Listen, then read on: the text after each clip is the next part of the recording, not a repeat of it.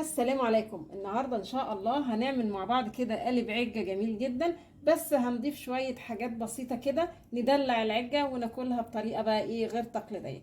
تعالوا بقى مع بعض نسمي الله ونشوف عملنا الجمال ده ازاي. ولو عجبكم الفيديو فضلا الاشتراك في القناة.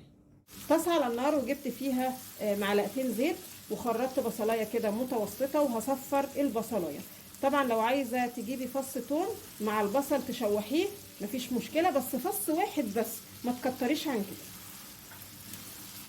البصلاية كده ابتدت تصفر، هنزل بقى بفلفل الوان. الفلفل كده خد تقلبتين مع البصل، ومش لازم يعني فلفل الوان، ممكن قرن فلفل اخضر يقضي الغرض. بعد كده هضيف طماطمايه كده مقطعاه صغير.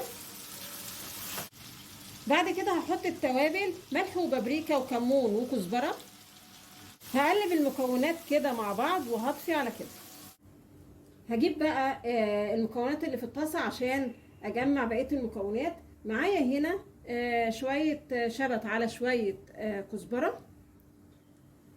وبعدين هضيف ربع كوبايه دقيق او معلقتين كبار، 4 بيضات، ومعلقه صغيره بيكنج باودر علشان العجه ما تبقاش مكتومه كده، رشه ملح. هنقلب بقى الكلام الجميل ده كله مع بعضه لغايه كده كويس قوي. والعجه خلصت، بس انا عايزه اضيف ليها شويه اضافات كده عشان عايزين ندلع العجه. هحط جبنه رومي قطع، زيتون.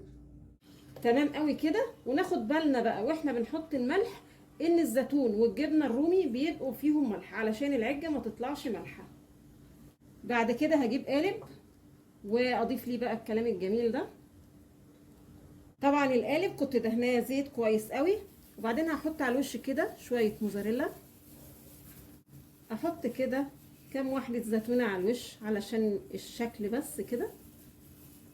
فرن يكون سخن وعلى درجة حرارة 200 في الرف الوسطاني. ممكن تحتاجي انك تولعي بس الشواية شوية لسطح القالب يعني ياخد لون، وممكن ما تحتاجيش حسب الفرن عندك.